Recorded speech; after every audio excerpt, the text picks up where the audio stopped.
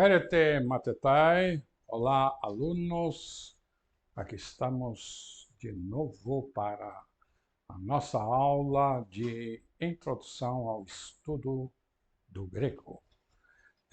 Na última aula nós lemos um pequeno texto já de um autor grego, uma fábula, com a nossa amiga raposa, a Lópex. É uma raposa, coitada, que ficou sem rabo, não é?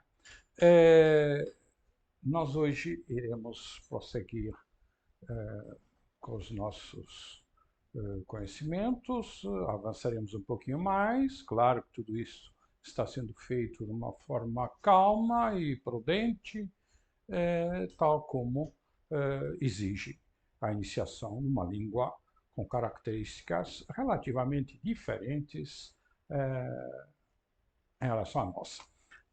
Então, o alfabeto foi já todo ele repassado, já todos nós aprendemos as diferentes letras e os seus nomes, e agora iremos ver a ordem pela qual ele costuma ser apresentado. Sobretudo, é útil para a consulta dos dicionários, não é? Que obedecem a esta ordem, que não foi exatamente a que nós seguimos. Nós seguimos, enfim, um critério mais pedagógico, mas, de fato, a ordem normal da apresentação do alfabeto grego é esta, que consta, aliás, da apostila, vocês têm aí, e que eu irei relembrar por esta ordem. Todos sabem que a primeira letra é o alfa e a última é o ômega, não é? Não precisam de ser alunos de grego, não é? Qualquer pessoa medianamente esclarecida e que tenha ouvido um pouco de leituras bíblicas sabe, não é? Que, enfim, Deus se define como o alfa e o ômega, não é? Então, vamos ver, eu vou ler e vocês vão seguir exatamente pela ordem normal.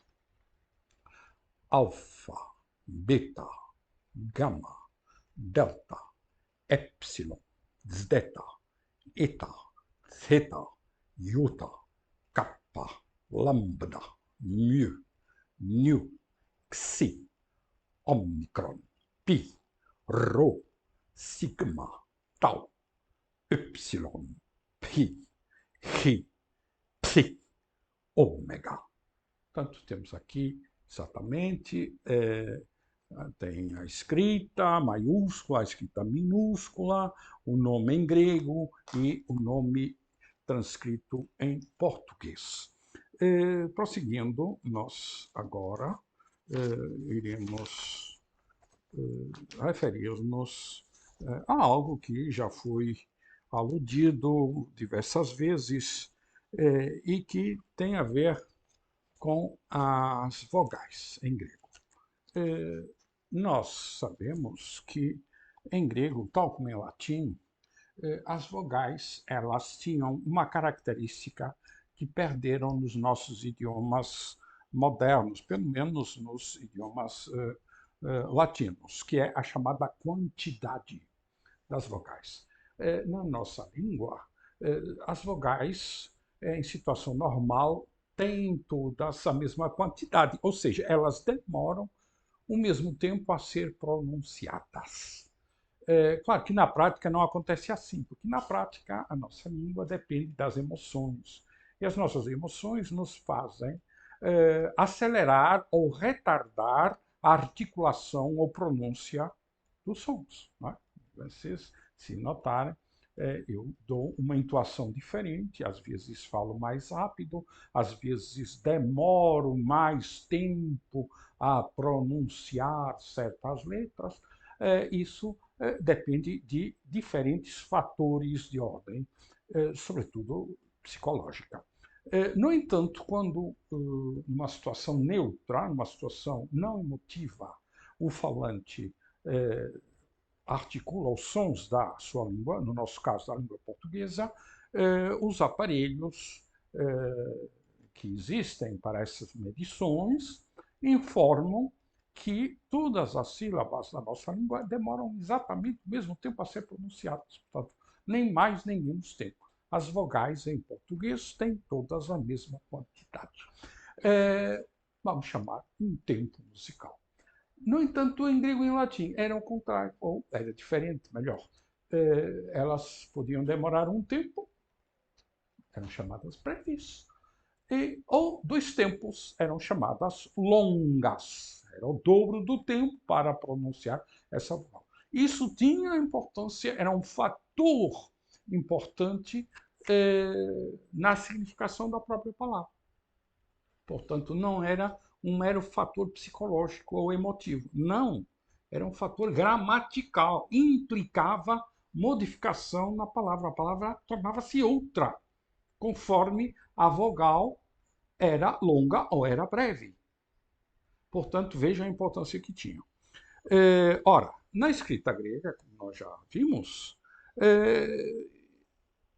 por vezes, não todas as vogais, mas algumas vogais representam essa diferenciação entre longas e breves. E então, nós vamos aqui relembrar exatamente as vogais gregas e vamos ver que existem, de fato, vogais que se escrevem como longas, portanto, elas demoravam o dobro do tempo a ser pronunciadas, e elas são quais? As longas, que nós não temos dúvida que são longas, porque elas já, na sua escrita, denunciam essa característica de serem longas. São o eta, que nós, na nossa pronúncia, vamos pronunciar como um E fechado. Não quer dizer que em grego fosse um E fechado, não sabemos. Né? Mas como a nossa língua nos permite distinguir entre Es abertos e Es fechados, nós, então, digamos, para indicarmos que o E tem esse timbre, ou essa característica, melhor, de longa, usamos o timbre de fechamento, né? De fechada. Então, pronunciamos como fechada a letra ita. Ita. E temos o correspondente ao O de quantidade longa, que é a letra ômega, que significa em grego O grande. O grande, porque de fato eram dois Os, reparem que escreveram-se ali dois Os. E depois usa-se o ditongo, que não é um ditongo, não é? Parece ser um ditongo, mas não é. É um sucedâneo para representar uma vogal longa. Então, um ômicron e um Y se lê como U longo. Portanto, isto se lê como U, mas um U longo. Não é? Portanto, U longo é representado através deste falso ditongo. Depois, na escrita, nós representamos o E breve através da letra Epsilon e o O breve através da letra Ômicron. Portanto, vemos que o grego distingue na escrita as quantidades das vogais E e O. Quando é longa, ele chama eta. Quando é breve, chama epsilon. Quando é longa, chama ômega. Quando é breve, chama ômicron. E depois temos as chamadas vogais ansípites. Ansípites é uma palavra latina, que significa que pode ser as duas coisas, que são ou longa ou breve. Portanto, estas vogais, o alfa, o iota e o y, eles, assim, à primeira vista, se não tiver nenhuma indicação, e de fato não tem, estas que estão aqui são artificiais, você, se não conhecer aquela palavra, você não sabe se ela é longa ou breve. Claro que os gregos falando sabiam, não é? Mas o falante que não era grego, não é? Não sabia, né? Olhava para aquela vogal e, se nunca tivesse aprendido grego, não é? Ele não sabia, não é? Ficava indeciso. Não é? Significa um pouco isso, indecisas. Não é? São vogais que com a prática se vai sabendo se ela é longa, dependendo muitas vezes do caso, dependendo da posição, etc. Com a prática se vai sabendo realmente se ela é longa ou breve. Mas, assim, à primeira vista, você não sabe. Então, são o alfa, o iota e o y, são vogais ansíclites. Nós temos esses dois sinaizinhos, são sinais, enfim, da fonética, aqui, artificiais, usados com fins didáticos para indicar se a vogal é longa ou breve, né? Digamos, com esse fim pedagógico, não é? Nos dicionários, nas gramáticas, quando é necessário saber se aquela vogal é longa ou breve, então usam-se esses sinaizinhos que se colocam sobre essa tal vogal, não faziam parte da escrita corrente, não, são criações artificiais, gramaticais, e que esses sinaizinhos têm esses nomes que são gregos. Não é? Quando é um tracinho horizontal que coloca sobre a vogal para indicar que ela é longa, então se chama o sinalzinho macron. Macron quer dizer grande, longa. Quando você quer indicar que uma vogal é breve, coloca o gramático, ou a gramática, ou o dicionário, coloca aquele semicírculo por cima da vogal, que se chama braquia. Braquia, para indicar, então, que essa vogal é breve. Não é? Então, temos aqui estas vogais do lado direito são breves, estas do lado esquerdo são longas. Claro que na nossa pronúncia nós não distinguimos, de fato, pelo menos a pronúncia do Brasil não distingue as abertas e as fechadas, porque são sempre abertos na pronúncia brasileira, né? De fato, na pronúncia portuguesa, do português de Portugal, não é? Realmente aí já existe uma diferença entre um A aberto e um A fechado, não é? O português distingue entre A e E. Eu já tenho falado disso. O brasileiro não distingue. O brasileiro só tem A, não é? Portanto, o brasileiro diz a casa, não é? Eu vou à casa e a minha casa é igual. O português diz eu vou à casa e diz a minha casa. Bom, o português é totalmente diferente, por isso é difícil que ele erre naquele acento.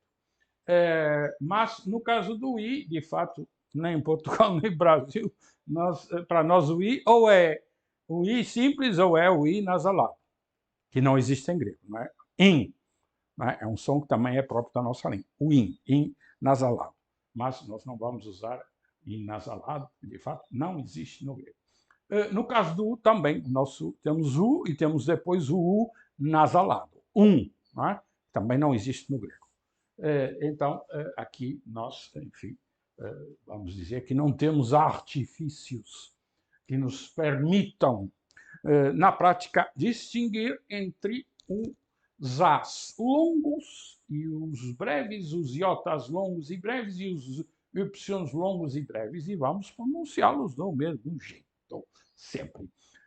O que convém, então, é que tenham noção da existência destes fatos, não é? Linguísticos. E então, vocês têm aqui na apostila exemplos, sim, só para a gente praticar um pouquinho de vocabulário. Por exemplo, tem aí para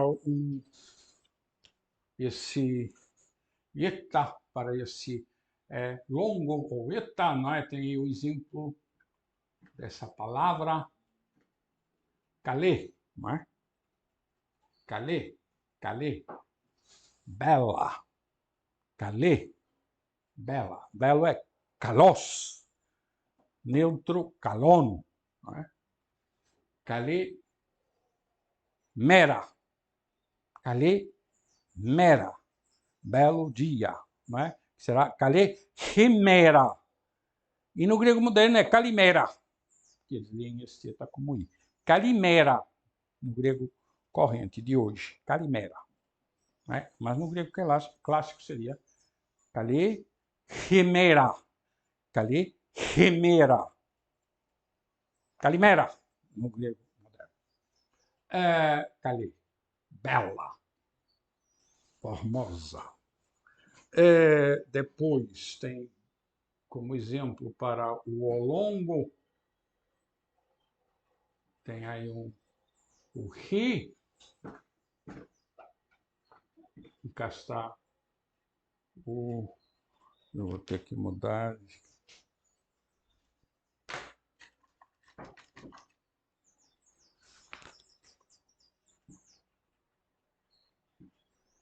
Ki, ômega, rho e alfa. Rora, rora, terra, região. Corografia do Brasil. Um livro antigo, do século XIX, acho eu, não é? Que faz a descrição dos diferentes regiões e municípios do Brasil. Corografia, não é? Descrição das terras. Rora. Depois, para esse o longo, temos a célebre Mussa. Mussa. Mussa. Musa, não é? Aquela divindade que se apossava dos poetas, não é? E lhes transmitia os seus poderes divinos, não é? E o poeta ficava possesso, não é? E então escrevia influído pela inspiração superior da divindade. Mussa. Mussa. Reparem, o sigma se lê como sigma, não é? Portanto, pelo fato de ele estar entre vogais, ele não vai perder a sua categoria de sibilante, né? Não há musa, né? Musa. Quanto às breves, vamos usar o exemplo que estão aqui para o epsilon. Megas. Grande, masculino. Megas. Masculino. Megas. Grande. Megalômano. Né? Depois temos o Ômicron, e vamos usar uma palavra que já conhecemos, que é a palavra logos, não é? Que serve exatamente para sinônimo de palavra, não é? Razão, ordem, logos, logos. Bom, então, já temos aqui uma noção do que são vogais longas e vogais breves. Quanto aos ditongos, geralmente eles são longos. Nem sempre, mas a maioria deles são longos. Outra matéria de que já falamos é a dos iotas subscritos. Os iotas subscritos são uma reminiscência, são uma relíquia, um resquício que ficou de antigos ditongos, em que, de fato, o segundo elemento do ditongo deixou de pronunciar-se, mas continuou se escrevendo, colocando-se por baixo do primeiro elemento do ditongo. Não é? Digamos que, enfim, é uma espécie de um recurso etimológico e que é uma criação dos minuciosos gramáticos alexandrinos. E nós sabemos, então, que esse iota subscrito ele aparece por baixo dos alfas, por baixo dos zetas, por baixo dos ômegas, não é? Nós já vimos na última aula a expressão entopotamo, no rio, em que o iota subscrito nos aparece, então, por baixo do artigo to, que é o artigo do dativo masculino e neutro singular, e nos aparece também na desinência, na terminação própria de dativo da segunda declinação, que é também um o, potamo. no rio. En to potamo. Portanto, a preposição en, o artigo de masculino, de dativo, e o substantivo potamos, que significa rio, aqui no dativo, potamo. Não é? Isso, portanto, em relação ao iota subscrito, que é uma espécie de remanescente de um antigo ditongo. Agora, vamos falar um pouquinho mais sobre acentos, é uma matéria que já vem sendo tratada, e nós sabemos, não é, que em grego as palavras em relação ao acento agudo, esse acento pode aparecer nas 3 últimas sílabas. Então, quando aparece na última sílaba, nós dizemos que a palavra é oxítona.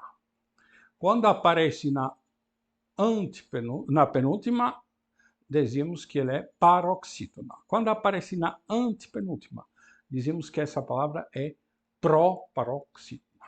Portanto, o acento agudo aparece em grego nas 3 últimas sílabas. Então, elas podem ser proparoxítonas, paroxítonas e oxítonas, ou seja, agudas, graves e esdrúxulas. O acento agudo, ele só fica na antepenúltima se a última for uma sílaba breve, se tiver uma vogal breve. Isso é muito importante saber. Portanto, o acento agudo só fica na antepenúltima se a última sílaba for breve, tiver uma vogal breve. Senão, ele não pode ficar na antepenúltima. E temos aqui exemplos com 2 palavras que vocês já conhecem. Polemos e Filipos. Reparem, o acento está colocado na antepenúltima, é uma proparoxítona. Por quê? Porque a última, mos, não é? Os, melhor, tem uma vogal breve. O omicron é uma vogal breve. No caso de Filipos, a mesma coisa. O acento está na antepenúltima, porque a última tem uma vogal breve. Nós não temos dúvida, o omicron é uma vogal breve. Né? Portanto, tem aqui esta regrazinha.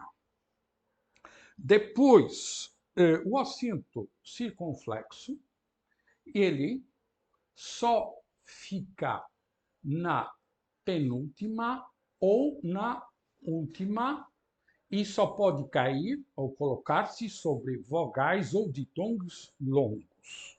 Portanto, você só vai encontrar acentos circunflexos nas 2 últimas sílabas. Quando fica na penúltima sílaba, nós dizemos que essa palavra é properispomena. Properispomena, uma palavra que tem acento circunflexo na penúltima sílaba. Quando o acento circunflexo fica na última, nós então dizemos que essa palavra é uma palavra perispomena. Perispomena, com acento circunflexo na última sílaba. E esse tipo de acento, que nós chamamos circunflexo, e que de fato nós escrevemos como um til, também podemos escrever assim, não é? Mas nós, como estamos acostumados com o til, eu prefiro escrever o circunflexo com a forma do nosso til.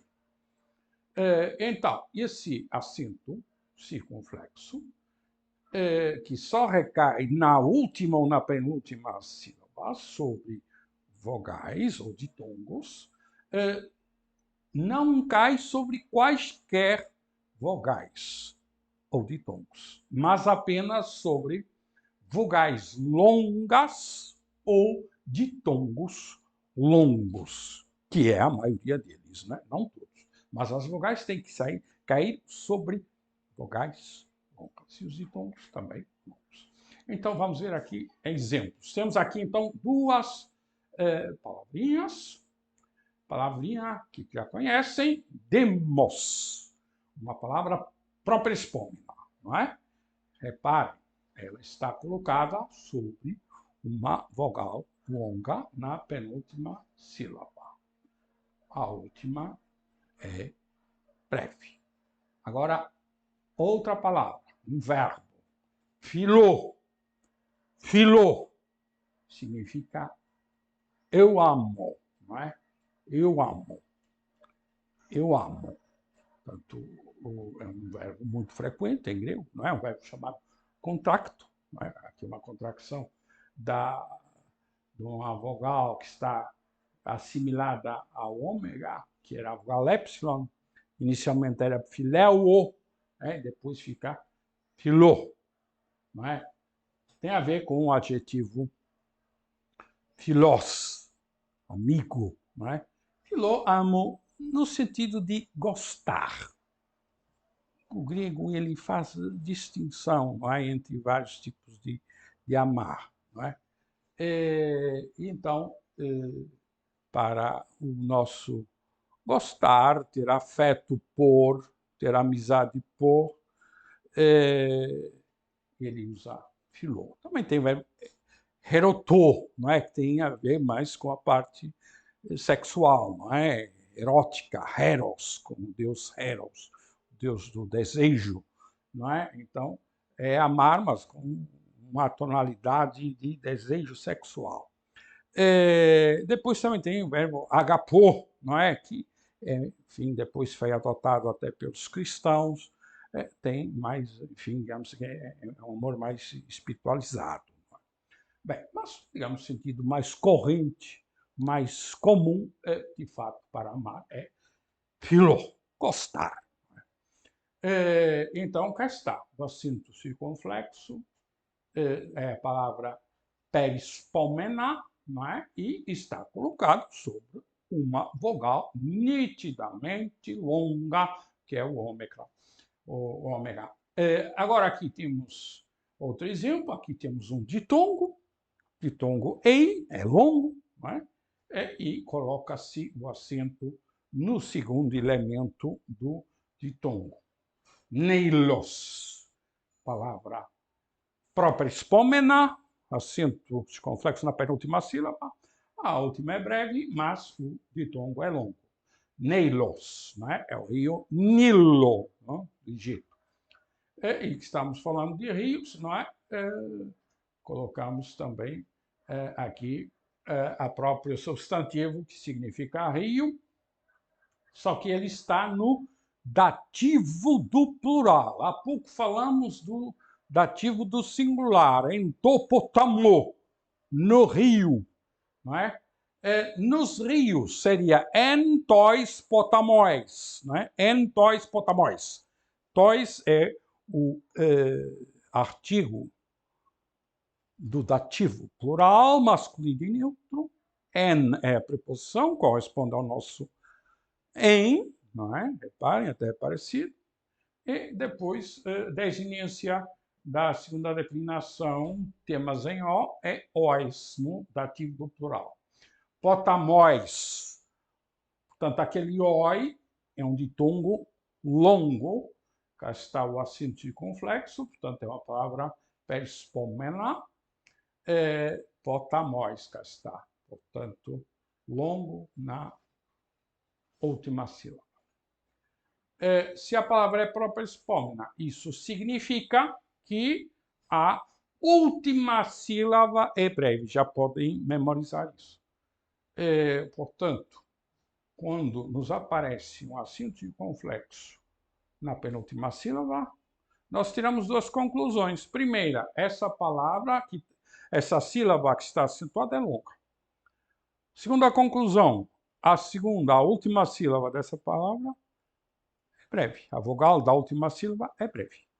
Portanto, é o que você conclui quando vê uma palavra própria espômena.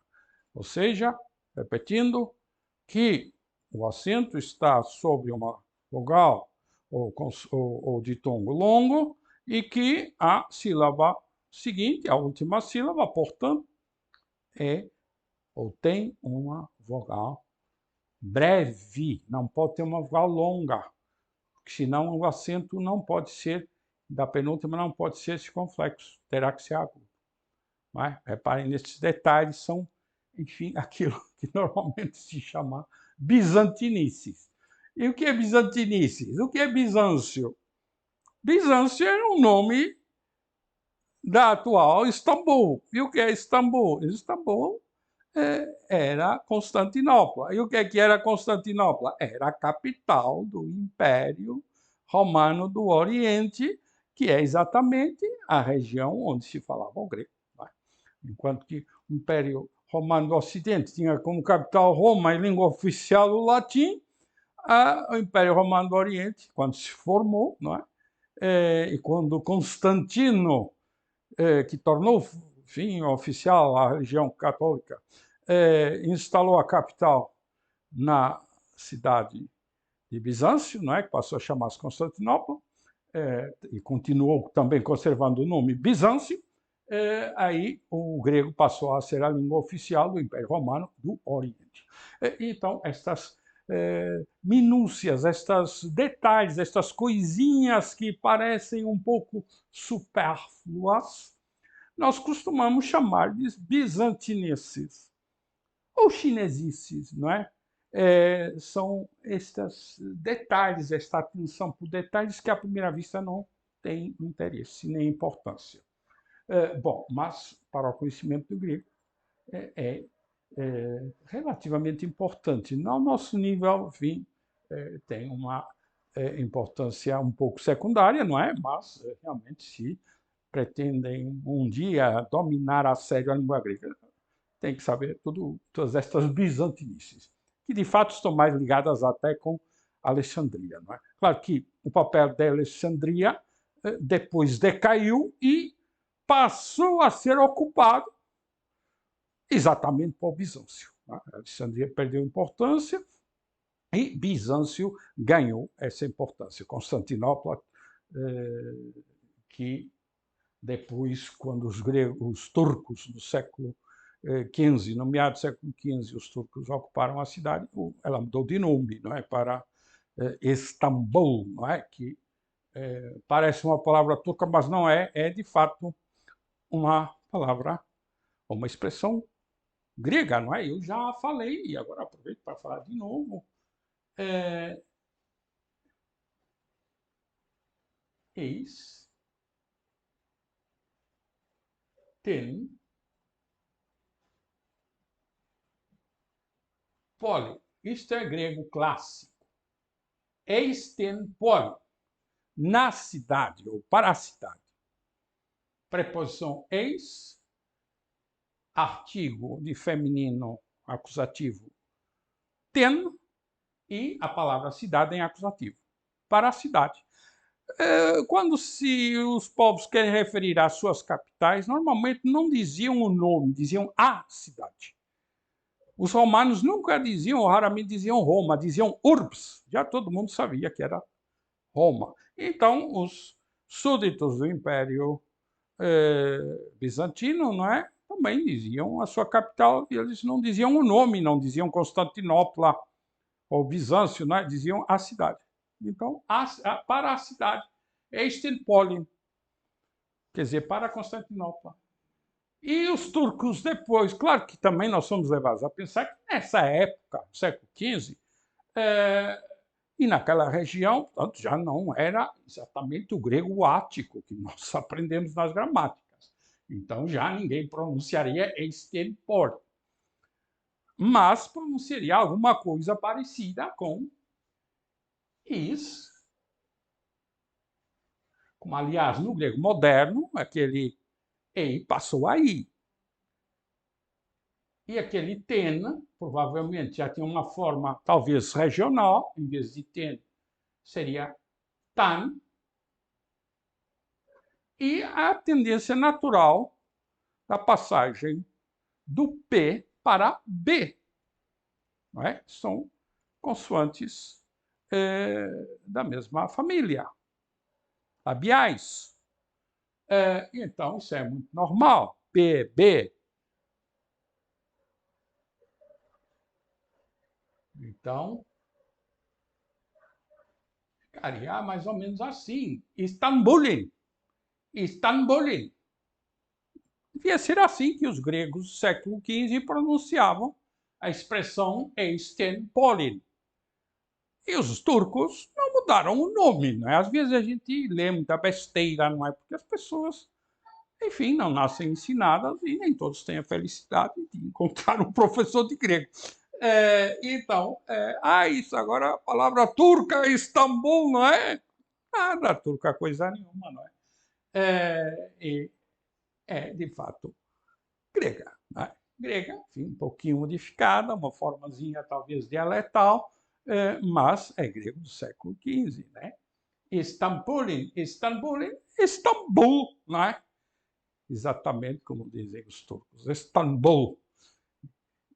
A língua turca não tem nada a ver com a língua grega, não é? É uma língua uralo-altaica, de origem asiática, das estepes da Ásia Central, é da família do mongol, está também aparentada com o finlandês e com o húngaro, vagamente aparentada com o japonês, talvez aparentada com aqui os nossos vizinhos do Peru, com o quechua, não é? E é uma língua aglutinante, não é? Mas é uma língua riquíssima em vogais, não é? É uma língua muito musical, não é? Tem uma característica que chama, enfim, tem a ver com a chamada harmonia vocálica, não é? Portanto, as vogais, elas têm timbres semelhantes, vão mudando de timbre conforme a proximidade das outras vogais que se encontram em sílabas próximas, não é? Portanto, é uma língua muito interessante. Enfim, que eu sei alguma coisinha, não é? Mas já esqueci grande parte, não é? Mas posso dizer que Istambul não é turco, não é?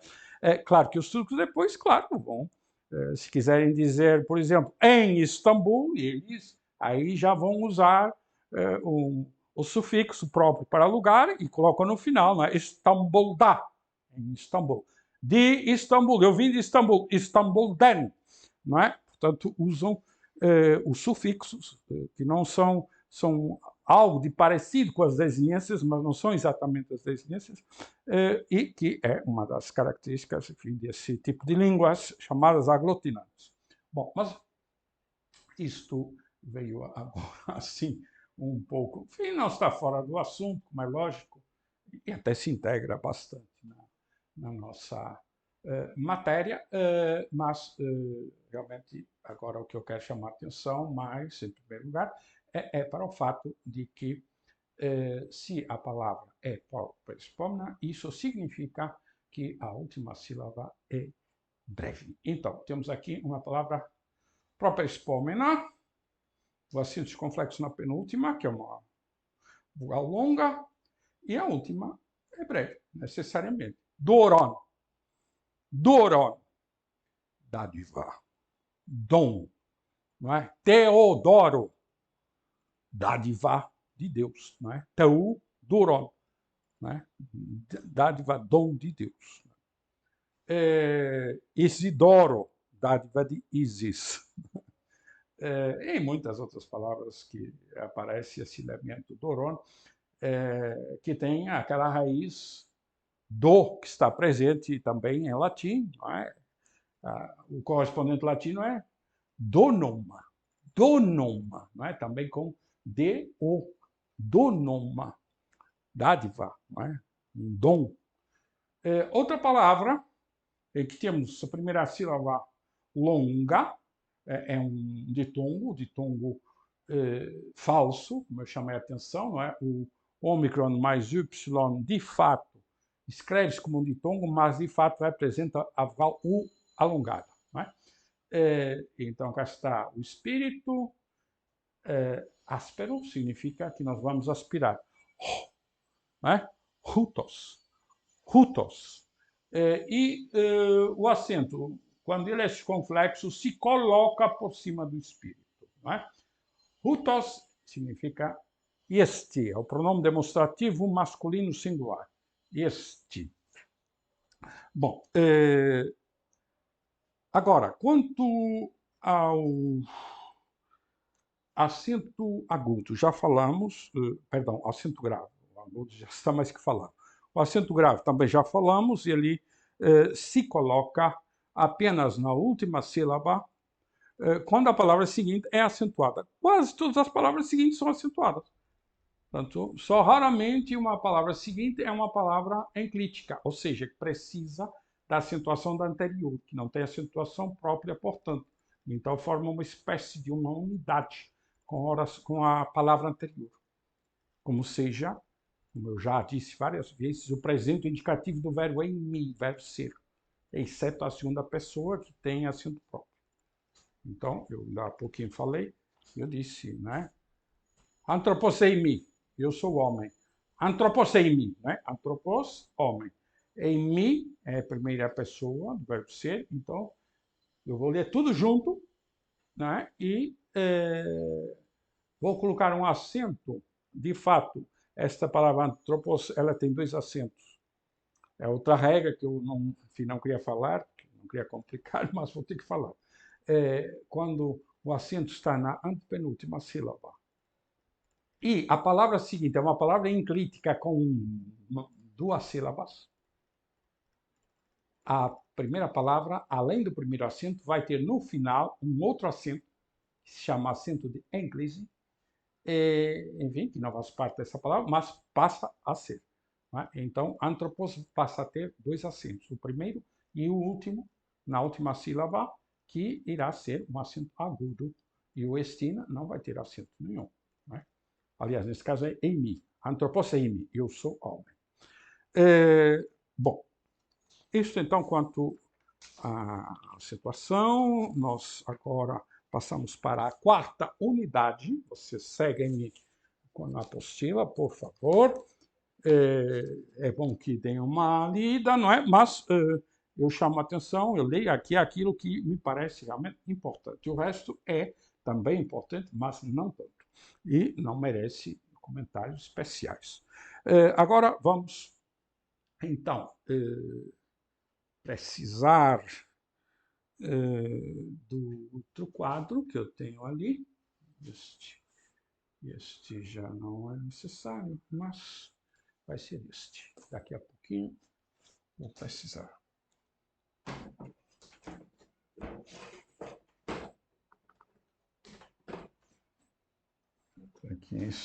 Aqui complicando, aqui já está, já serve. Então, o que temos aqui? Na quarta unidade, adaptação de palavras gregas ao português.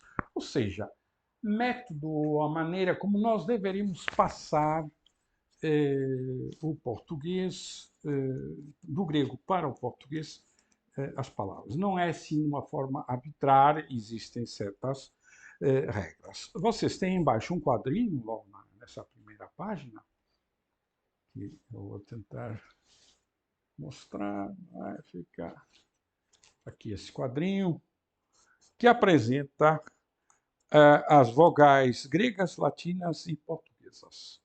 Então, e as correspondências na escrita.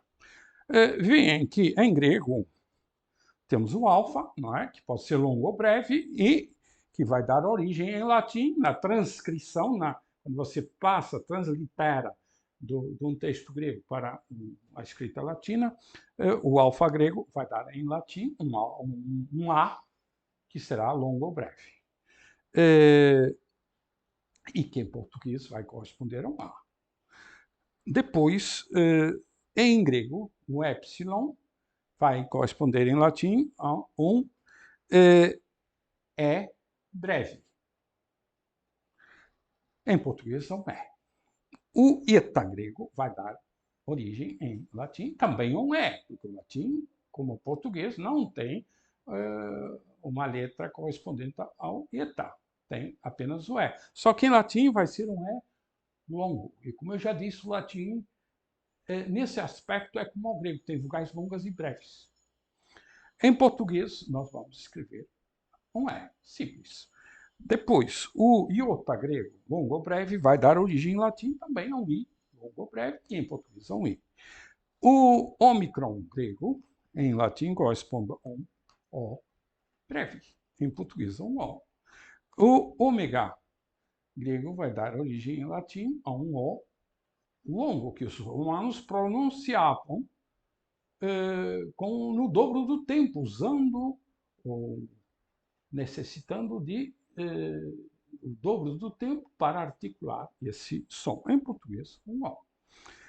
O Y grego vai dar origem em latim àquela letra que nós não temos no nosso alfabeto atual e que nós chamamos Y ou Y, não é? Que, enfim, vocês conhecem do inglês, conhecem do francês, conhecem até do espanhol, em que aparece em algumas palavras, por exemplo, o pronome pessoal, não é? Eu, não é? O português, de fato, não tem essa letra. E então, na nossa escrita, vai corresponder a um I. Quanto aos ditongos, o ditongo ai grego, alfa e iota, vai corresponder em latim ao ditongo que se escreve AE, mas que em latim, quem é aluno de latim sabe isso, se pronuncia como AI. Se escreve como AE, mas se pronuncia em latim clássico como AI. Exemplo, Kaiser, César. Né? Em português vai dar origem a um E, César. O ditongo OI, em grego clássico, vai transcrever-se em latim com um O e um E. Não é? Em latim se pronuncia OI, mas se escreve OE. E em português vai dar origem a um E também.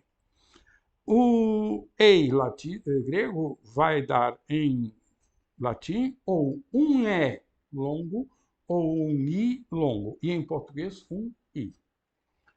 O do grego com iota subscrito vai dar em latim também OI, mas em português vai dar um E. Quanto aos outros ditongos, ao vai dar em latim e em português a mesma coisa, ao. El, em português e em latim também. Por exemplo, Zeus, Zeus, não é? Escreve-se em latim também Zeus e em português Zeus. É Y. É Y, em grego, é U em português e em latim. O falso ditongo ômicron Y dá em latim um mu longo e em português um U. Portanto, já tem uma ideia dessas correspondências, em que realmente as mais assinaláveis são as que fazem corresponder o AE, o AI do grego ao AE latino e ao E do português. E aquelas que também fazem corresponder o OI do grego ao OE do latim e ao E do português, e as que fazem corresponder o EI, o ditongo EI grego, em português ao I. Então, são essas as principais coisas a assinalar. Quanto às consoantes, nós vamos ver isso de uma forma relativamente abreviada. Eu realmente sugiro que leiam, mas o que eu peço que tomem em consideração é aquilo que eu falo aqui, para que eu chamo a atenção.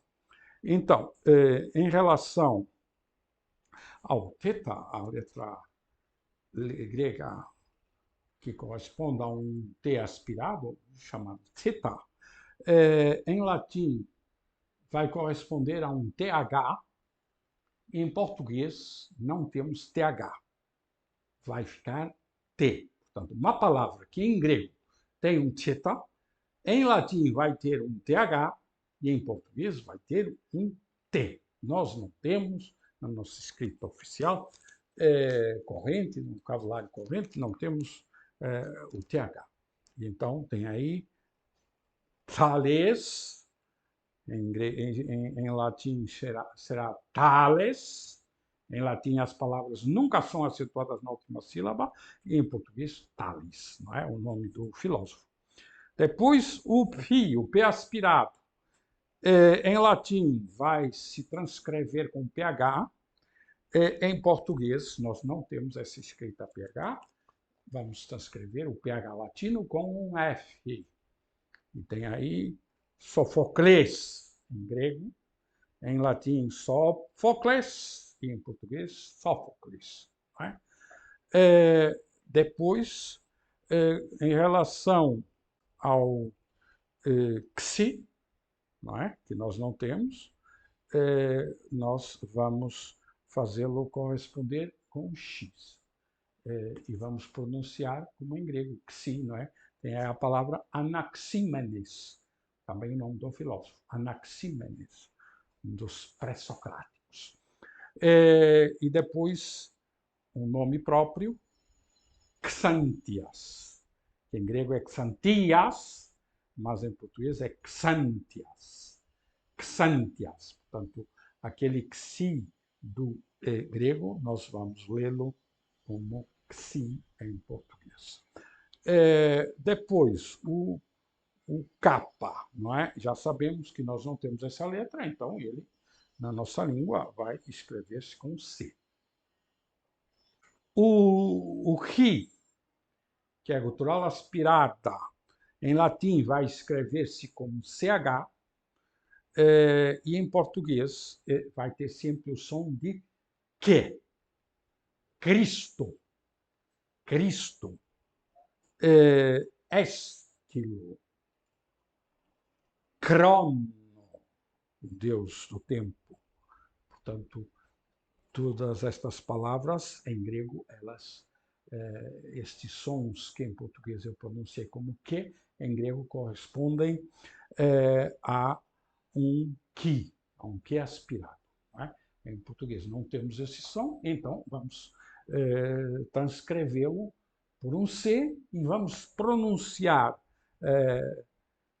sempre como que. Claro que, por vezes, por necessidades da nossa ortografia, nós, em vez do C, não é?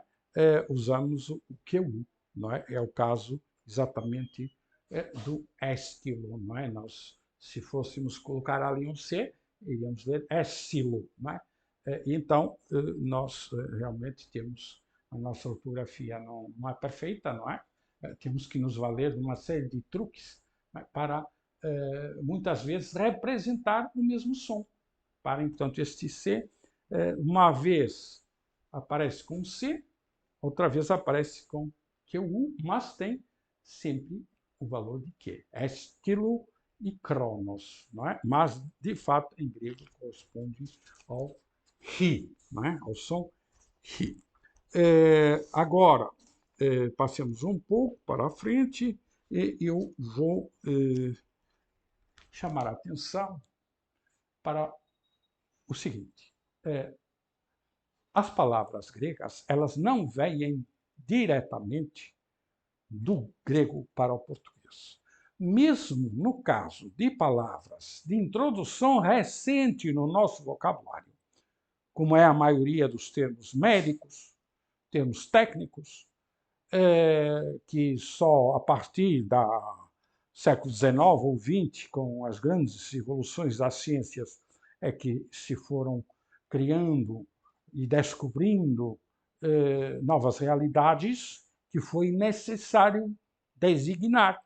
E para designar essas novas realidades da ciência e da técnica, recorreu-se normalmente ao latim e, sobretudo, ao grego. Portanto, existem imensas palavras no nosso vocabulário de origem grega que não fazem parte do nosso vocabulário tradicional. Portanto, não fazem parte da história da nossa língua ao longo dos séculos, mas foram introduzidos de uma forma artificial muito recentemente e ainda continuam sendo introduzidos, não é? Agora com essas pandemias, doenças que se vão, infelizmente, descobrindo, nós, os cientistas, são obrigados a criar uns termos que sejam internacionais e então eles recorrem normalmente ao grego. Portanto, quando eu digo que as palavras gregas elas vêm para a nossa língua através do latim, não quer dizer que a maioria delas tenham sido introduzidas no tempo dos romanos, quando os romanos invadiram a Península Ibérica, não é? E impuseram a sua língua aos antepassados dos portugueses. Não? É claro que já nesse tempo vieram algumas palavras gregas, mas poucas, muito poucas, que faziam parte já do vocabulário romano.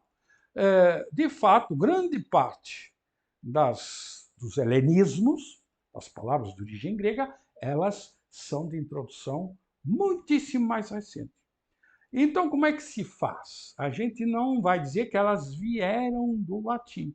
Não, a gente diz que elas é como se viessem do latim. Ou seja, elas não entram diretamente na nossa língua, mas nós vamos fazê-las passar pelo latim, mesmo que elas nunca tenham passado pelo latim. E então elas vão ficar sujeitas às regras da situação do latim e não vêm diretamente como são acentuadas em grego. Não se faz isso, tá? Porque senão isso iria originar uma grande anarquia. Portanto, o que está aceito, não é, pelos gramáticos, pelas instituições que têm alguma autoridade sobre isso, que são as academias das ciências de Lisboa e Academia Brasileira de Letras, né? Elas então propõem, claro que são sugestões, não são leis obrigatórias, mas são sugestões bem vigorosas, propõem que quando nós aceitamos palavras de origem grega, sujeitemos essas palavras às regras da situação do latim. Ou seja, é como se essas palavras não viessem diretamente do grego para a nossa língua, mas viessem através do latim, sujeitando-se ao tratamento a que seriam sujeitas em latim. Então, para isso, convém ter em presente o seguinte, que é muito simples. Regra da acentuação do latim. O acento em latim nunca fica na última sílaba. Fica na penúltima sílaba se esta for longa. Se esta tiver uma vogal longa. E fica na antepenúltima se esta, a penúltima, for breve. Portanto, estas são as regras de acentuação a que ficam sujeitas as palavras gregas. Elas vão para o latim, então, em latim, elas terão que sujeitar-se a estas regras. Em grego, há muitas palavras terminadas acentuadas na última sílaba. Eu já dei aqui alguns exemplos. Sócrates, não é? Filósofo. Não pode ser assim em latim, não é? Porque em latim nenhuma palavra é situada na última sílaba. Portanto, em latim, o acento, a regra é que fique na penúltima, se a penúltima for longa. Se a penúltima for breve, vai para a penúltima. Então, as palavras gregas irão ficar sujeitas a essas leis. Será a partir da forma acentuada em latim que teremos a forma correta da transliteração correta em português. Isso correta podem suprimir. Então, vamos ver alguns exemplos.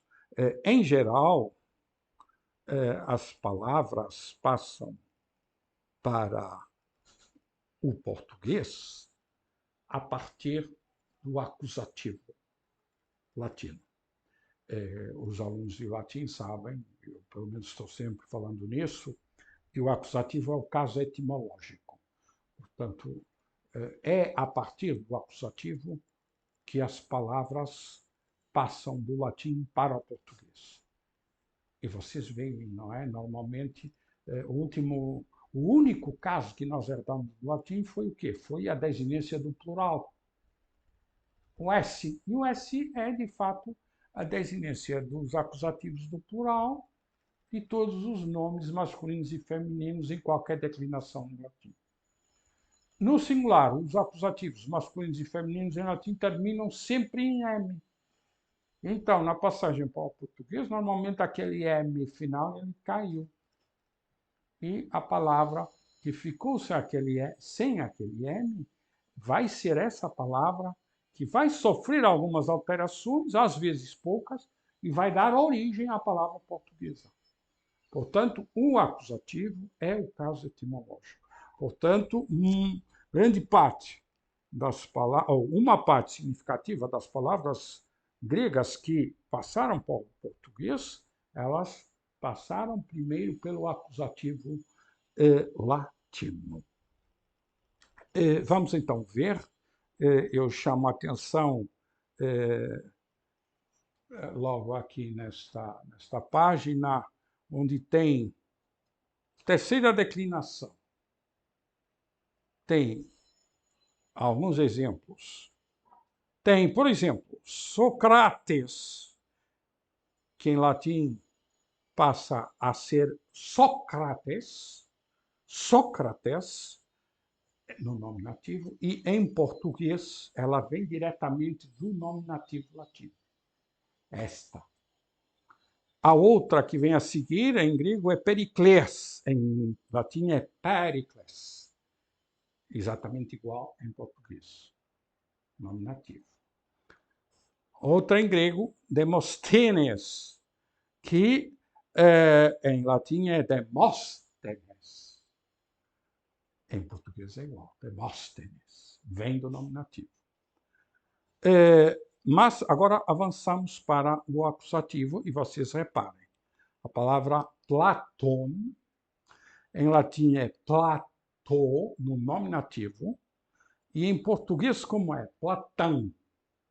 Por quê? Não vem do nominativo, vem do acusativo latino. Em latino, o acusativo em latim desse nome é Platonem.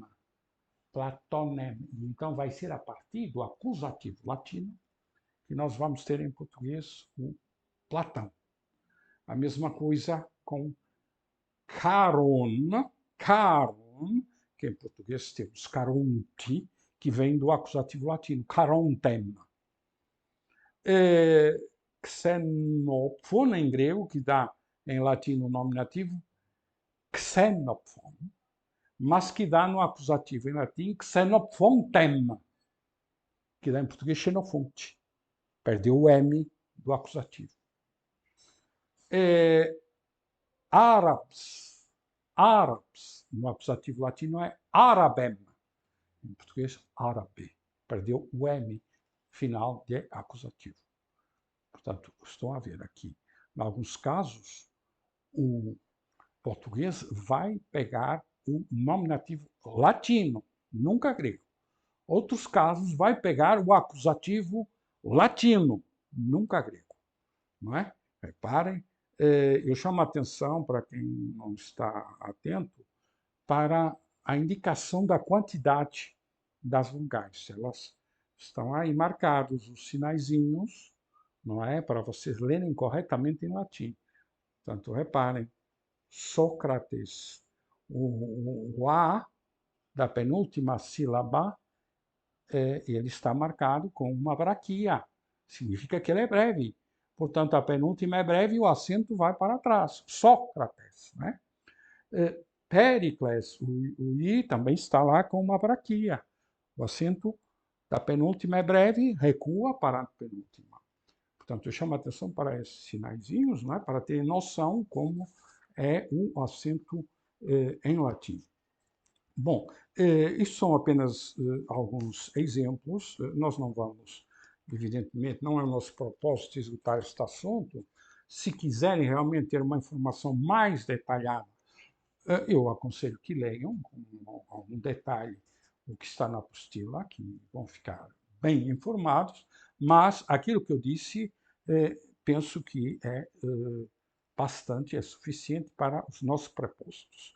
E agora, por exemplo, acento na penúltima sílaba, na página 38,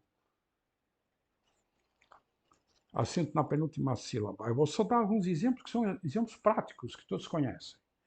Tem aí a palavra dareios. Dareios.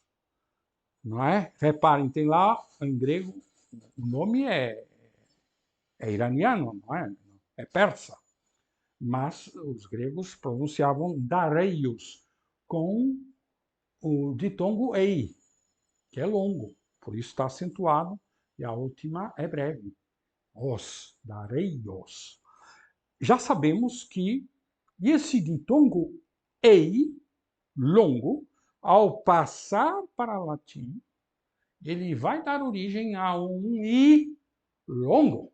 Nós podemos representar para fins gramaticais, para fins escolares, didáticos, com com o sinalzinho de macron, não é? De longa.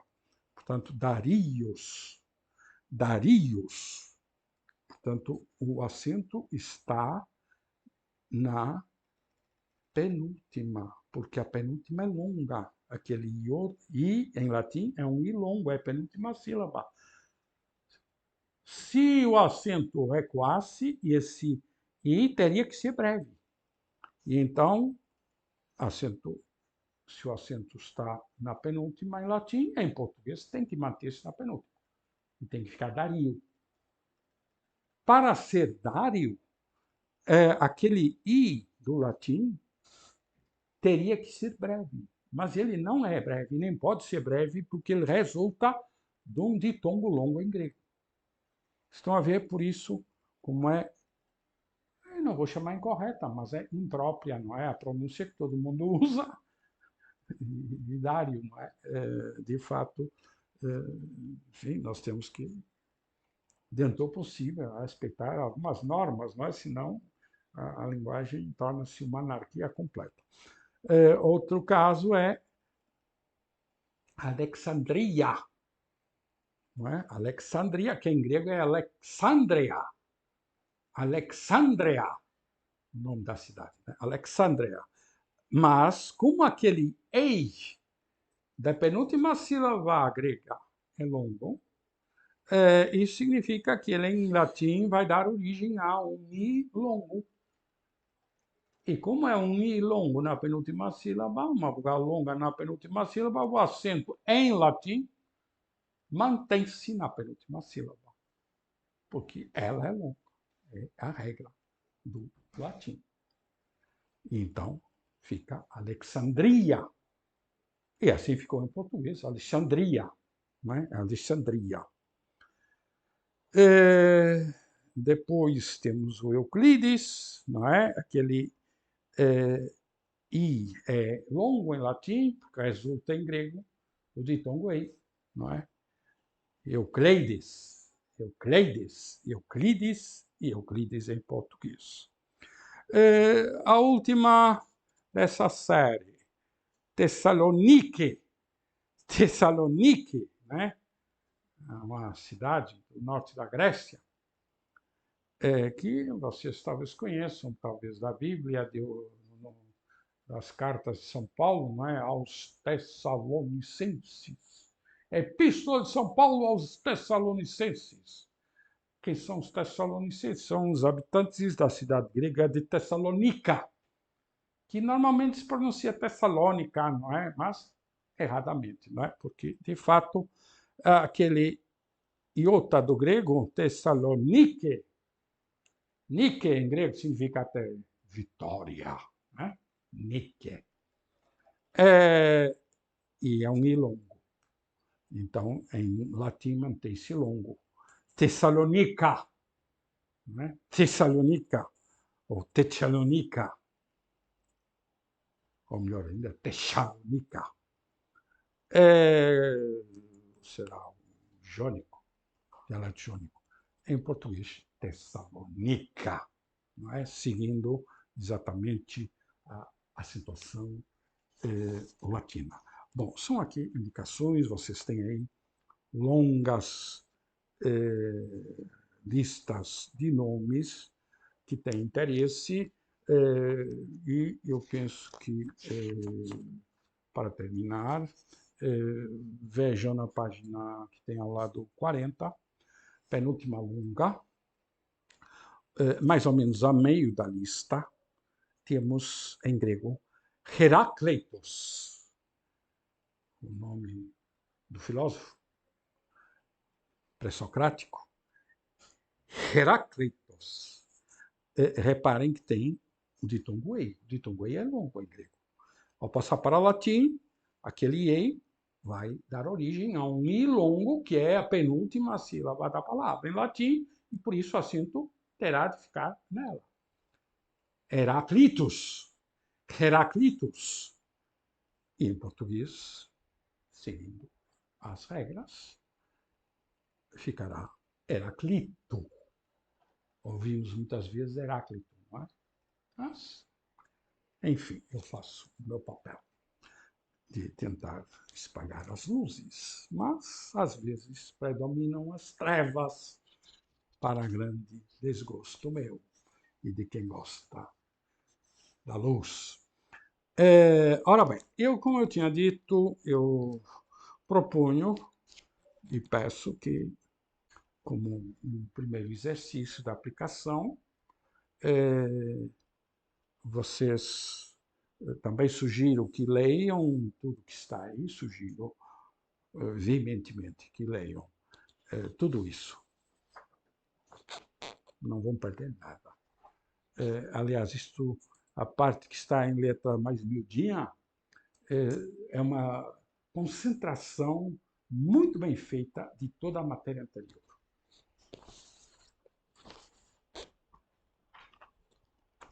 Por isso eu sugiro com muita veemência a sua leitura.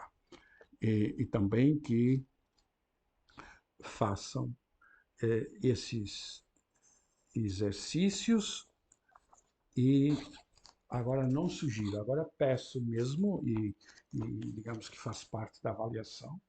Claro que é uma avaliação que se destina a passar um certificado. Então, fará parte da avaliação que vocês me façam esses exercícios que constam da leitura, isso eu não posso assistir, mas acredito, e na cópia dos vocábulos gregos da lista seguinte. Portanto, a lista está em grego, tem a tradução em português para vocês irem também aprendendo, não é? Enriquecendo o vocabulário. Então, eu peço que façam, se possível, numa outra folha, esta primeira parte e até ao final desses exercícios de transcrição. Até onde diz: escreva em maiúsculas todas as palavras da lista anterior, omitindo os espíritos e os acentos. Portanto, agradeço que me façam 2, 3 páginas, não é, com a cópia destes textos até esta página, que embaixo tem 14, e da 15 a esta primeira parte até ao 2 em romano, inclusive, em que pedem que vocês também transcrevam todas essas palavras, todas essas listas dessas 2 colunas, mas em maiúsculas. Peço que me façam isso e que me enviem, não é, para eu fazer a correção. Não é? Agradeço, então, será essa atividade, a primeira atividade, depois faremos uma outra, um pouquinho mais à frente, mas por agora acho que já estão em perfeitas condições, e é uma forma, enfim, de mostrarem que já dominam a escrita do grego, para depois a gente já passar a parte propriamente enfim, da declinação, ver alguma coisa, não muito mais, não é? Mas ainda temos algumas coisinhas mais para aprender. Eu por hoje fico aqui, despeço-me com a amizade. Hairete matetai. Tchau, amigos. Aqui está o nosso companheiro, que também se despede. E até a próxima.